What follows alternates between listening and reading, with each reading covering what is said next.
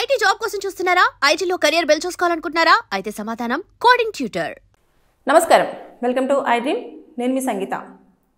హైదరాబాద్లోని బహదూర్పురకు చెందిన ఒక 35 ఏళ్ల మహిళకి దుబాయ్లో 25 సంవత్సరాలు జైలు శిక్షను విధిస్తూ ఆ కోర్టు తీర్పు ఇవ్వడం జరిగింది. ఎందుకు ఇచ్చింది అంటే అసలు ఆ కేసులో కూడా ఆవిడకు ఎలాంటి సంబంధం లేదు.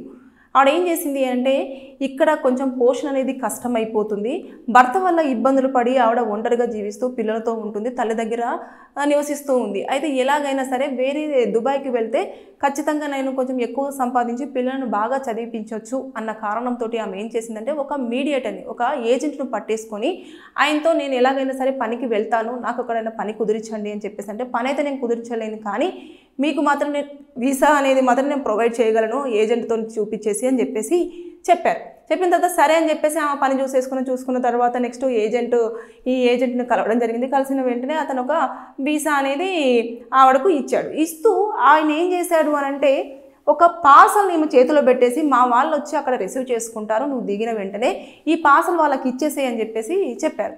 చెప్తే మరి ఇక్కడ మన ఇండియా ఎయిర్పోర్ట్ నుంచి వెళ్ళి మాత్రం చాలా సేఫ్గానే బయటపడింది. ఎప్పుడైతే దుబాయ్ ఎయిర్పోర్ట్లో దిగగానే ఆవిడ మొత్తం చెక్ చేస్తే ఆవిడ దగ్గర నుంచి వెళ్ళి ఆ ఏదైతే పార్సల్ ఉందో ఆ పార్సల్ అనేది గంజాయి అని చెప్పేసి వాళ్ళు ఐడెంటిఫై చేశారు. చేసిన వెంటనే ఇమీడియట్గా ఆమెను అదుపులోకి తీసేసుకొని అక్కడి నుంచి తీసుకెళ్ళి వాళ్ళు కోర్టులో సబ్మిట్ చేశారు. కోర్టు నుంచి వెళ్ళి ఆవిడకి శిక్ష వేస్తూ జైల్లో పెట్టడం జరిగింది. అంటే ఇక్కడ ఆవిడకు తెలియదు, ఏజెంట్ ఇచ్చాడు ఒక పార్సల్ అక్కడ ఇవ్వాలి, అంతవరకు మాత్రమే ఆమె తెలుసు. కానీ అక్కడ ఆ పార్సల్లో ఏముంది ఏంటి అనేది పట్టించుకోలేదు ఆవిడ. ఇలాంటివన్నీ కూడా ఇప్పుడు ఈ రోజులలో జరుగుతున్నాయి. రీసెంట్గానే ఆవిడ పాపం 25 ఏళ్ల పాటు కూడా ఇప్పుడు దుబాయ్లో నివసించాలి, అంతే కోర్టుకు జైలు జీవితం గడపాల్సిందే. అక్కడి నుంచి మళ్ళీ రావాలి అంటే రావడానికి కూడా లేదు. ఆవిడ దగ్గర ఆల్రెడీ గంజాయి దొరికింది. ఏదైతే పార్సల్ ఇచ్చారో ఆ పార్సల్ మొత్తం ఓపెన్ చేశారు, చూశారు, రెడ్ హ్యాండెడ్గా దొరికిపోయింది. కాబట్టి అది ఇంకొకరు ఇచ్చారా లేకపోతే వేరే వాళ్ళు ఇచ్చారా, వేరే పార్సల్ అన్నది కాదు, ఎవరి దగ్గర దొరికింది, ఆ అమ్మాయి దగ్గర దొరికింది. కాబట్టి ఖచ్చితంగా అక్కడ చాలా స్ట్రిక్ట్ రూల్స్ ఉంటాయి. దుబాయ్లో చాలా అంటే చాలా స్ట్రిక్ట్ రూల్స్ ఉంటాయి. వారు కనుక పనిష్మెంట్ వేశారు అంటే ఖచ్చితంగా శిక్ష అనేది అనుభవించిన తర్వాతనే వాళ్ళు బయటికి రావాల్సి ఉంటుంది. ఎలాంటి రికమెండేషన్స్ కానివ్వండి, బెయిల్ ప్రాసెస్ కానివ్వండి, ఇలాంటివన్నీ కూడా ఉండడం అనేది లేదు, చాలా కష్టం అక్కడ. కాబట్టి అక్కడ ఆవిడ ఇరుక్కుపోయింది. ఇక్కడ వాళ్ళ పేరెంట్స్ కూడా ఎంత ప్రాధేయపడినా సరే వీరికి అక్కడికి వెళ్ళడానికి సోర్స్ లేదు. వెళ్ళాలి అంటే ఖచ్చితంగా వీసా మీదనే వెళ్ళాల్సిన పరిస్థితి ఉంటుంది. కానీ ఆవిడ వీసా తీసేసుకుంది, కానీ అక్కడ ఎయిర్పోర్ట్లోకి వెళ్ళగానే అరెస్ట్ అవ్వడం జరిగింది.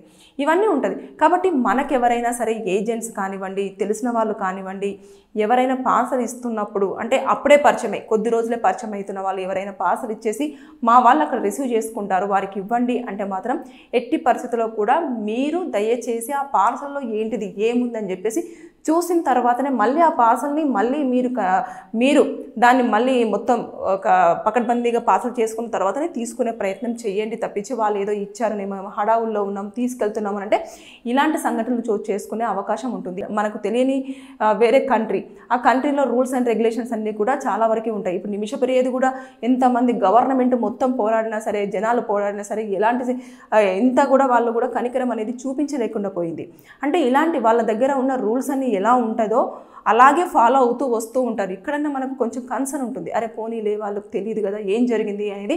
వాళ్ళు కొంచెం బ్యాక్ ఎండ్లో వెరిఫికేషన్ చేయడం కానివ్వండి, షార్ట్ షీట్లో ప్రిపేర్ చేసేటప్పుడు కానివ్వండి, లేదు అంటే మొత్తం ఎంక్వైరీ చేసిన తర్వాత ఏం జరిగింది అని చెప్పేసి ఏ వ్యక్తి అయితే ఈవిడకి ఇచ్చారో ఆ వ్యక్తిని పట్టుకోవడం కానివ్వండి, ఇలాంటివన్నీ చోటు చేసుకునే అవకాశాలు ఉంటాయి. కానీ అక్కడ అలా ఉండదు. అక్కడ ఎలా ఉంటుందంటే మనకు కనిపించింది ఏదైతే ఉంటుంది. ఇప్పుడు సపోజ్ నేను ఒక షాపింగ్ మాల్కి వెళ్ళాను, షాపింగ్ మాల్కి వెళ్ళిన తర్వాత నా ముందు పర్సన్ ఎవరో ఒకరు ఒక వస్తువు తీసుకొని వెళ్ళిపోయిన తర్వాత నేను అక్కడ ఉండి ఆ వస్తువును పట్టుకున్నా కూడా నేనే దొంగనవుతాను. అంటే అంత ఇదిగా వాళ్ళు ముందు అరెస్ట్ చేయడం, అంతే వాళ్ళ పనింటి ముందు అరెస్ట్ చేస్తారు. చేసిన తర్వాత కోర్టులో ప్రొడ్యూస్ చేస్తారు, పోలీసులు వాళ్ళు ప్రొడ్యూస్ చేసిన తర్వాత ఇమీడియట్గా వాళ్ళు ఇంకా పంపిస్తారు. ఇక్కడ ల్యాగ్ అనేది ఉండదు. వాళ్ళు తర్వాత నెక్స్ట్ మనం ప్రూవ్ చేసుకుందామంటే మన వాళ్ళు అక్కడ ఉండరు. దాంతోపాటు మనకు ఎవరు సాయం చేసే వాళ్ళు ఉన్నారు. మన ఎంబసీ రావాలి అంటే పెద్ద ప్రాసెసింగ్గా అక్కడ నుంచి రావాలి, వాళ్ళతో మాట్లాడాలి అంటే మనకు ఒక మధ్యలో మీడియేటర్ ఉండాలి.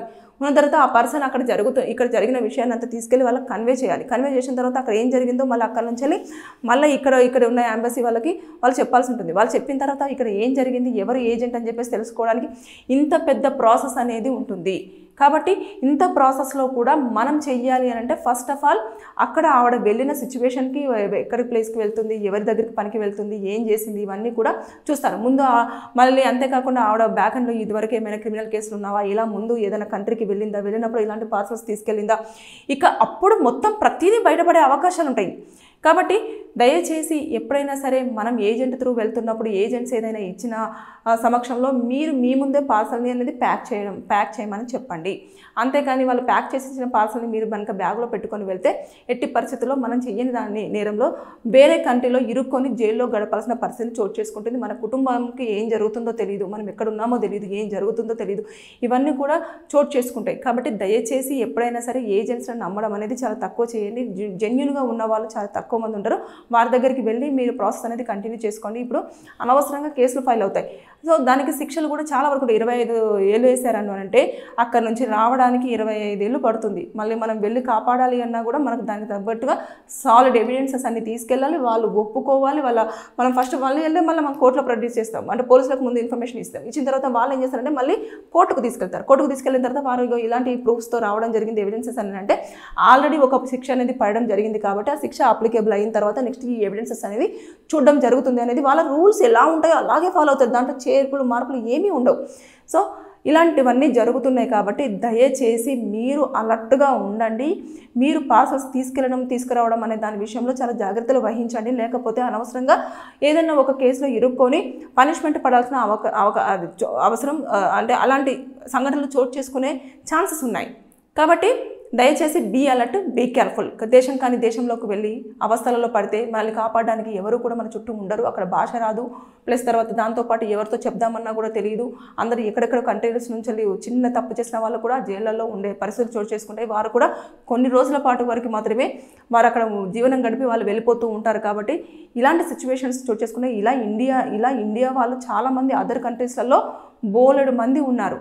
ఒక్కొక్క కంట్రీలో ఎంతమంది ఉన్నారు అంటే చూసుకుంటే యూకేలో వచ్చేసి దాదాపుగా ఒక 10,000 మంది వరకు కూడా ఇండియన్ వాళ్ళు జైళ్ళల్లో మగ్గుతూ ఉన్నారు. అదేవిధంగా మలేషియాలో వచ్చేసి 2,000 మంది.